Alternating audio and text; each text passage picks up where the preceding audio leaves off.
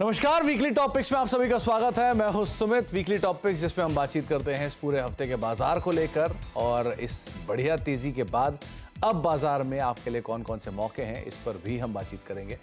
हमारे साथ बातचीत करने के लिए आज अमरीश बालिका मौजूद हैं, साथ ही साथ शर्मिला जी मौजूद हैं जिनसे हम चर्चा करेंगे मार्केट्स को लेकर भी, और साथ साथ अब वो बाजार में कहाँ मौके देख रही हैं उस पर भी हम चर्चा करेंगे। लेकिन पहले बार इस पूरे हफ्ते का बाजार देख लेते हैं कि ये ऐतिहासिक तेजी मार्केट्स के अंदर देखने को मिली है।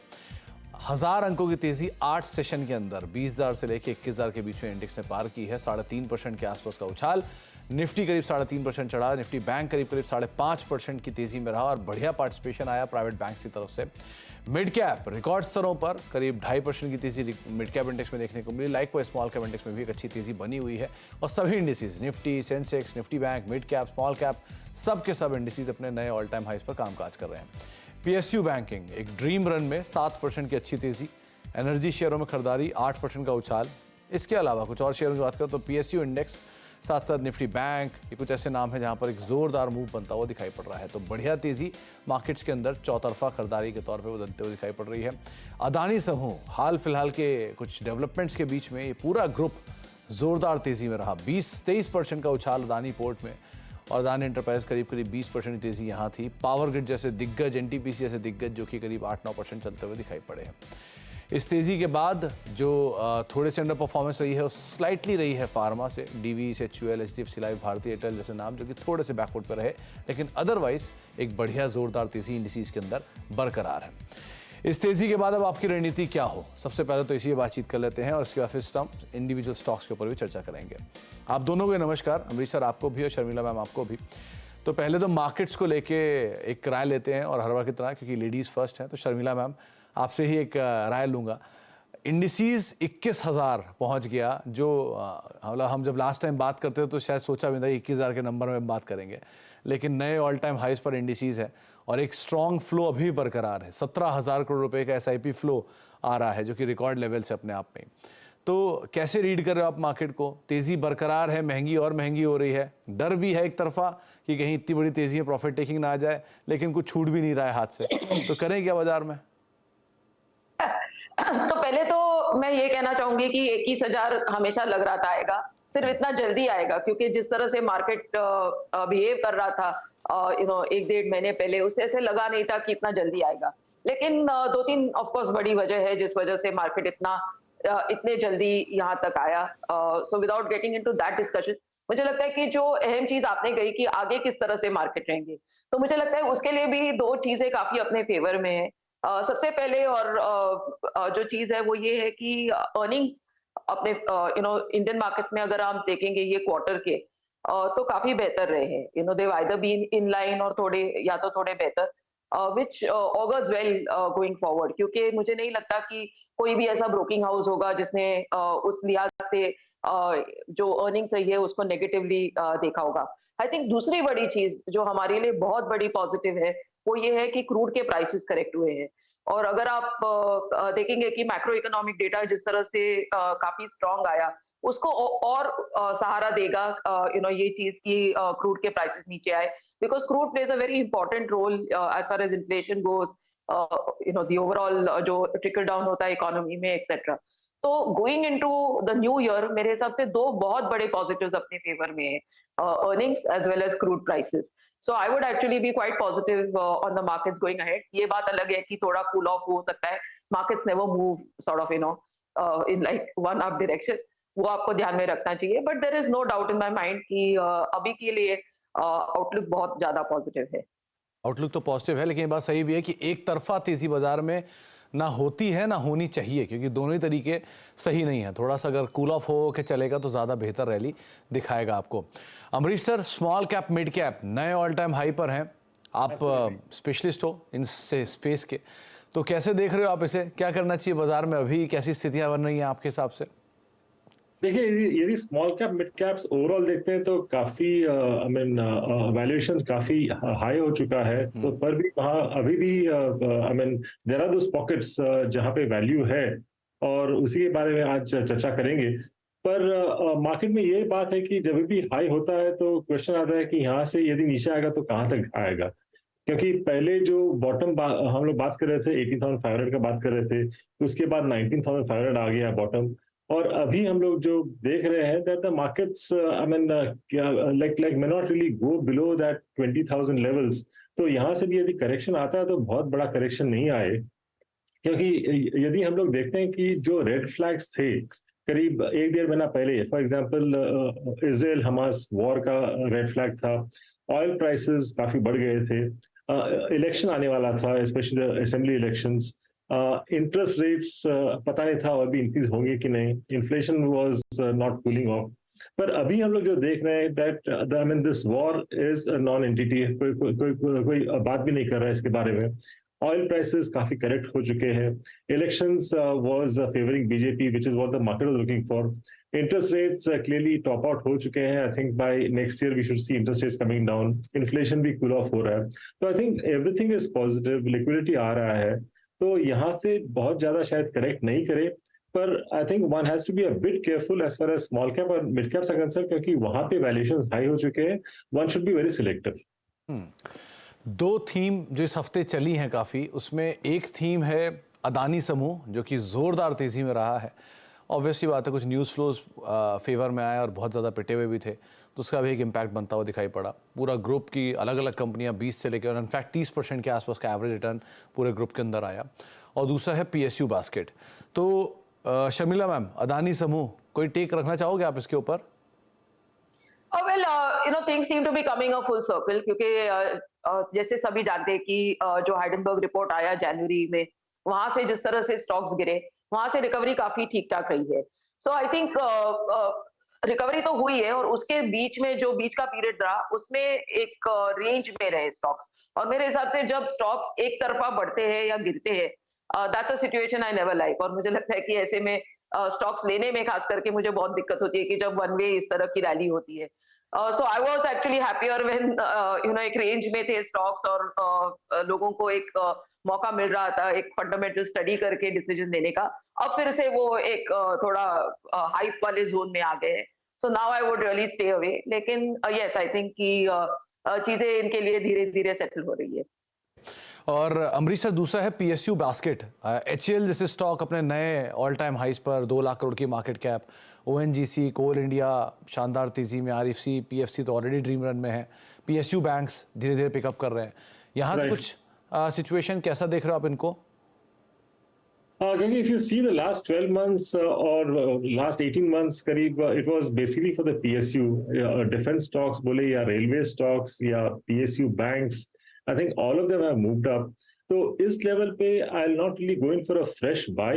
मैं शायद पोर्टफोलियो में है तो होल्ड करूंगा, थोड़ा बहुत प्रॉफिट बुक करूंगा, but I will not really buy fresh into this basket, क्योंकि यहाँ से मुझे अपसाइड थोड़ा लिमिटेड लग रहा है। ड्रीम रन के बाद थोड़ा सा अपसाइड लिमिटेड है, बात सही भी है, लेकिन बढ़िया तेजी यहाँ पर दोनों ही स्पेसेस के अंदर देखने को मिली है।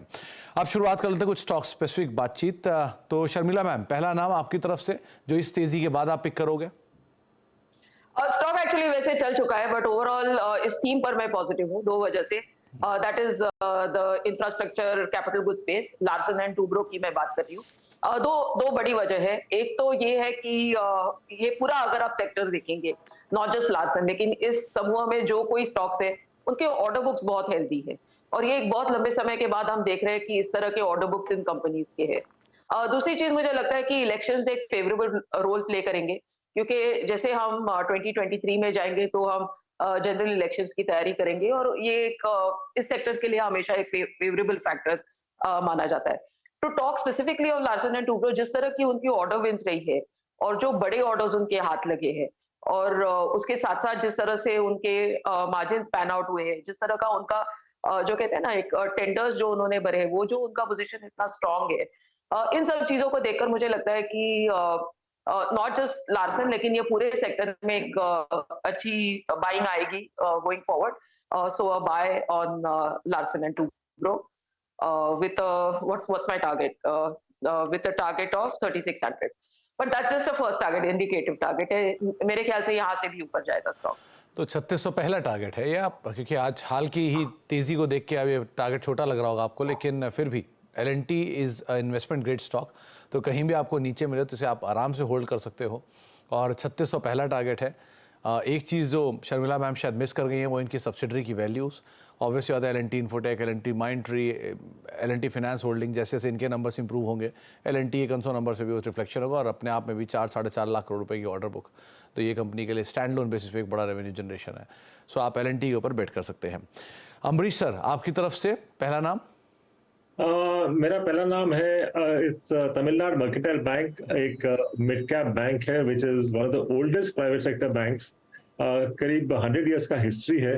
फोकस करता है रिटेल, एग्रीकल्चर और एमएसएमई सेगमेंट पे। स्ट्रॉन्ग प्रेजेंस है तमिलनाडु में विद 396 ब्रांचेस। टोटल ब्रांचेस करीब 541 है इंडिया में, जिसमें करीब 70% है सेमी अर्बन और रूरल एरियाज में। ग्रॉस एनपीएज 1.7% है और नेट एनपीए करीब 1% से कम है।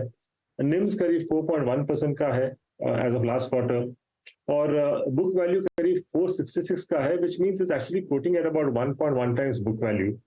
अभी फोकस है on increasing the digital footprint with improved operational processes, तो इससे जो प्रॉफिटेबिलिटी है ये इंक्रीज होगी।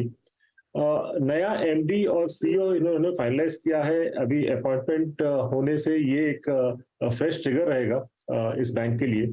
और यहाँ पे मेरा टारगेट है 625 का, which is about slightly more than 20% based on 1.35 times adjusted book value for FY24।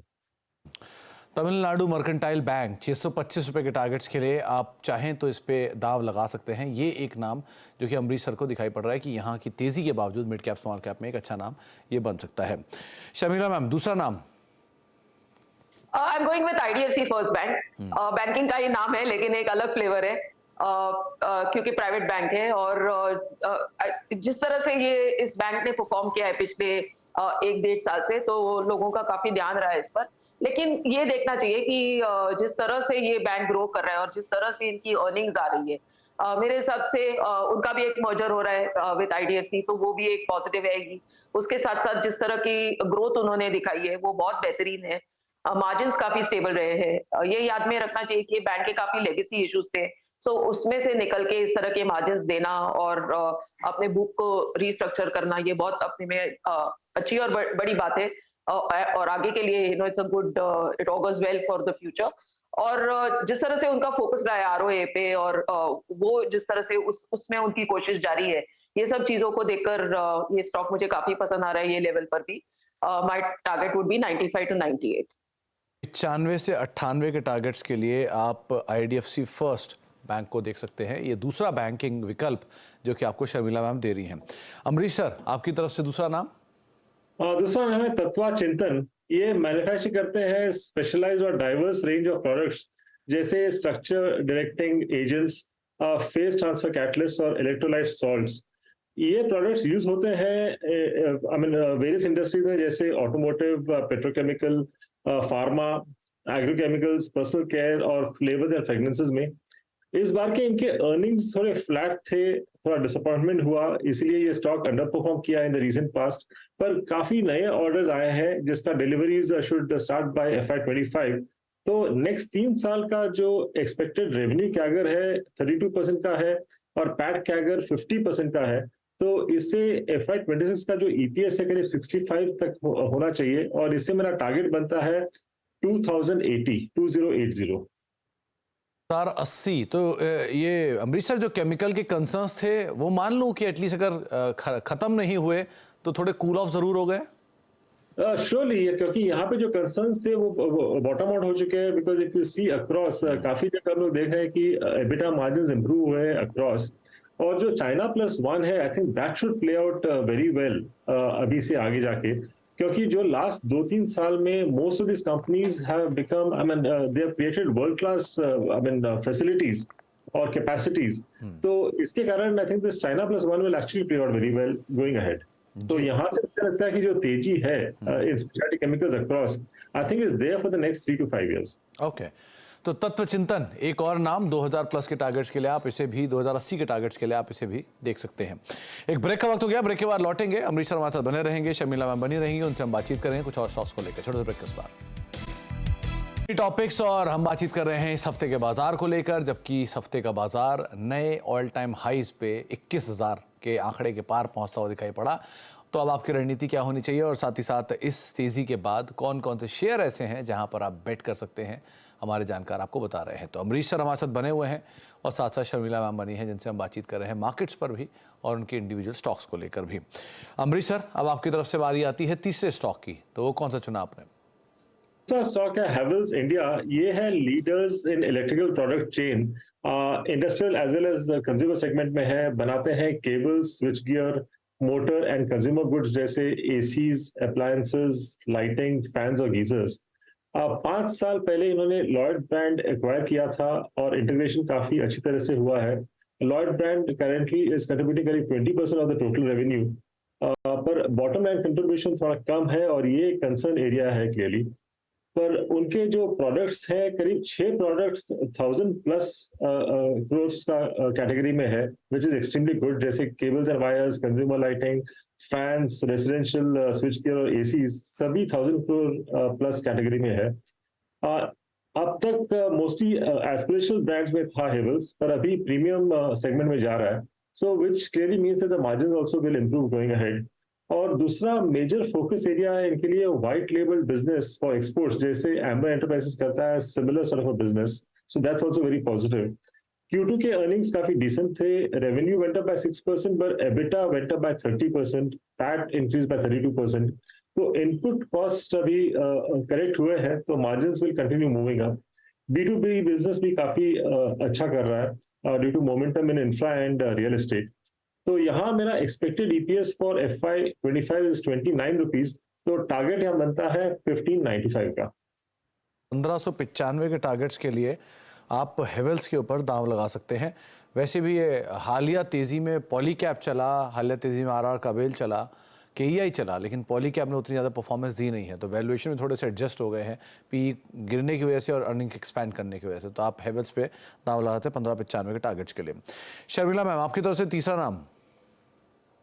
तो जो दो पहले स्टॉक्स मैंने रेकमेंड किए थे, Larsen as well as IDFC first bank, उसमें ये ध्यान में रखना चाहिए कि वो मुझे सेक्टर्स ही पसंद है, जैसे मैंने मेंशन किया इंफ्रा और प्राइवेट बैंकिंग। लेकिन जो मेरा थर्ड स्टॉक है विच इज सीएट, मुझे लगता है कि वो ज्यादा इंडिविजुअल परफॉर्मेंस के हिसाब से देखना चाहिए। Of course autos are doing well, ये एक बड़ा कारण बन जाता है, लेकिन अगर आप सीएट का परफॉर्मेंस देखेंगे तो उनका जिस तरह का एबिटा आया ये क्वार्टर एक्सपेक्टेशन से बेहतर आया, और आगे चलकर भी जो मिला जुला उसका ऑफ कोर्स रीजंस थे। एक तो जिस तरह का रॉ मटेरियल का इम्पैक्ट रहा, उसके साथ साथ जो प्रोडक्ट मिक्स उसका रहा एक्सेट्रा, और आगे चलकर भी मुझे लगता है कि जिस तरह से डिमांड है, जिस तरह से उनके प्लान्स है, ये सब चीजों को ध्यान में रखते हुए सीएट एक टायर स्पेस में बहुत बेहतरीन नाम मुझे लगता है, and I think this can be bought for the long term with a target of 2900। तो कैवी इलेक्ट्रिशी ई एफिनी टोरिनो, ये फुल फॉर्म है सीएट का, इसके ऊपर आप बेट कर सकते हैं, जो कि शर्मिला मैम को दिखाई पड़ रहा है एक अच्छे विकल्प के तौर पे। शर्मिला मैम, वैसे भी इनपुट कॉस्ट ईज आउट हो गई है और एकदम से कलकत्ता से जुड़ी हुई ज़्यादातर जो कंपनियां हैं सब में तेज़ी आ गई है, चाहे आप संजीव गोयन का ग्रुप देख लें, ज़ोरदार तेज़ी में से, तो ये भी एक फैक्टर है, शायद आगे चल के काम कर सकता है, और इनपुट कॉस्ट भी स्टेबल है, जेके के नंबर भी अच्छे थे, ये सब भी मान के चलूँ क्या डिस्काउंटिंग में? I don't know so much about the Calcutta factor, लेकिन yes, raw material prices, in fact ये मान के चलना चाहिए कि मार्जिन्स ये क्वार्टर में पीक आउट हुए हैं, जिस तरह से रॉ मटेरियल प्राइसेस रहे हैं, शायद इससे बेहतर आपको आगे चलकर मार्जिन्स नहीं मिले, लेकिन जिस तरह से ऑटो का डिमांड है और जिस तरह की बिक्री के आंकड़े आ रहे हैं और इनका जो परफॉर्मेंस है, इनको देखकर सीएट में मेरा पॉजिटिव रुख बनता है। तो सीएट 2900 रुपए के टारगेट्स के लिए आप यहाँ पर एक बारी को बेट कर सकते हैं, अगर आप टायर स्पेस से कोई विकल्प ढूंढ रहे हैं तो। अमरीश सर, एक सवाल मेरा मिस हो गया था, वो था हेवेल्स को ही लेकर, क्योंकि वैल्यूएशन पार्ट थोड़ा सा कंसर्न रहता है हेवेल्स में हमेशा। वैल्यूएशन ये प्रीमियम कमांड करते हैं, पॉलीकैब के सामने भी इन्होंने किया है और KEI के सामने भी प्रीमियम कमांड कर रहा है, क्योंकि ये ना केवल केबल एंड वायर में बल्कि कंज्यूमर ड्यूरेबल का भी इन्हें वो मिलता है, एज मिलता है। Second half of financial year के लिए हमेशा अच्छा रहता है, दिवाली की वजह से या फेस्टिव की वजह से।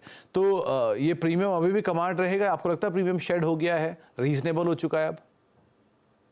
नहीं, मुझे लगता है कि आगे जाके भी I think it will command a premium, क्योंकि अभी केवल 6 जो उनके वर्टिकल्स है that is 1000 crore plus category में है।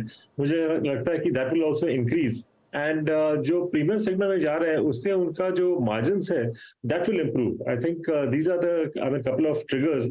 और I mean last but not the least, जो लॉयल ब्रांड से उनको रेवेन्यू मिल रहा है पर कंट्रीब्यूशन बहुत कम है, I think this will also improve now. तो I think I mean lot of triggers are I mean laid out. तो मुझे लगता है कि आगे जाके you will see the premium in fact increasing. तो जो मैंने टारगेट दिया है इज फॉर अ ईयर, पर it is very much possible that it can be achieve much earlier. के सामने ये फिर भी वेल पोजीशन हो गया डिस्पाइट, मतलब इतना बड़ा रनअप दिखा चुका है पॉलीकैब, इसलिए या I think it is well positioned, absolutely. Okay, चलिए तो अब एक एक करके तमाम शेयर आपकी स्क्रीन पर रख देते हैं जहां पर हमने अब तक बातचीत की है। सबसे पहले लार्सन एंड टूब्रो, देश की सबसे बड़ी कैपिटल गुड्स कंपनी, जो कि शर्मिला मैम की तरफ से आते हुए दिखाई पड़ी है। 4 लाख करोड़ की ऑर्डर बुक और ये पहला टारगेट है 3600 रुपए का, और भी इसमें बढ़िया तेजी की उम्मीद वो लगा रहे हैं, एक अच्छी तेजी रह सकती है। IDFC फर्स्ट बैंक, ये शर्मिला मैम की तरफ से दूसरा नाम है जहां पर वो करीब 98 रुपए के टारगेट्स के लिए लॉन्ग साइड पे पोजीशन को देख रहे हैं, और अच्छे अपटेक यहाँ पर आने के बावजूद भी अच्छी वैल्यू दिख रही है। इसके अलावा सीएट टायर स्पेस की एक कंपनी, अगर आप ऑटो एंसिलरी की स्टोरी को प्ले करना चाह रहे हैं तो वहाँ पर एक अच्छा विकल्प आपके पास हो सकता है सीएट। 2900 रुपये के टारगेट्स के लिए, वैसे भी एक स्ट्रॉन्ग फर्म ग्रुप है और अच्छी प्रोडक्ट प्रोफाइलिंग भी इस कंपनी की है। सो इंडियन बिजनेस ही नहीं बल्कि बाहर का बिजनेस भी, तो आप सीएट पे दाम लगा सकते हैं 2900 रुपये के टारगेट्स के लिए। अमरीश सर की तरफ से एक तमिलनाडु मर्केंटाइल बैंक, आमतौर पर इसका जिक्र नहीं होता, लेकिन अमरीश सर ने एक अच्छी वैल्यू आइडेंटिफाई की है इसके अंदर, इसलिए आप इस पर बेट कर सकते हैं 625 रुपये के टारगेट्स के लिए। केमिकल स्टोरी को प्ले करना चाह रहे हैं तो तत्व चिंतन एक अच्छा नाम हो सकता है। बहुत समय से ये जो पूरा सेक्टर है वो कंसोलिडेशन में है, कंसोलिडेशन अगर पिकअप आता है जो कि नंबर्स में रिफ्लेक्ट होना शुरू भी हो गया है, तो भी आप तत्व चिंतन के ऊपर बेट कर सकते हैं 2080 के टारगेट्स के लिए। और लास्टली हेवेल्स, 1595 रुपये के टारगेट्स के लिए आप यहाँ पर भी बेट कर सकते हैं। अमरीश सर का मानना है कि जो हालिया तेज़ी बाकी कंपनियों में आई हैं वो कुछ हद तक हेवेल्स को अट्रैक्टिव बना रहा है, और वैसे भी प्रीमियम स्पेस पे ज़्यादा कामकाज कर रहे हैं। रिसेंटली उन्होंने प्रीमियम कारोबार को लेकर भी कई नए प्रोडक्ट लॉन्च किए हैं। सो एक अच्छी डिमांड और एक अच्छे ट्रिगर के लिए कंज्यूमर डिस्क्रिशनरी स्पेंडिंग को प्ले करना चाह रहे हैं आप, तो हेवेल्स एक आपके लिए अच्छा नाम हो सकता है। तो ये 6 बेट जिसके ऊपर बेट कर सकते हैं आप, और साथ ही साथ बाजार को लेकर जानकार मान रहे हैं कि बाजार में अभी तेज़ी ही रहेगी, थोड़ा उतार चढ़ाव ज़रूर रहेगा, लेकिन हाँ तेज़ी जारी रह सकती है आगे भी। बहुत बहुत शुक्रिया अमरीश सर आपका भी हमारे साथ मौजूद रहने के लिए, और शर्मिला मैम आपका भी हर बार की तरह हमारे साथ बने रहने के लिए और बाजार पर अपना व्यू रखने के लिए, सभी शेयरों पर हमसे चर्चा करने के लिए। तो फिलहाल वीकली टॉपिक्स को अब यहीं समेटेंगे, एक ब्रेक का वक्त है और ब्रेक के उस पार भी खबरों का सिलसिला लगातार बना रहेगा। नमस्कार।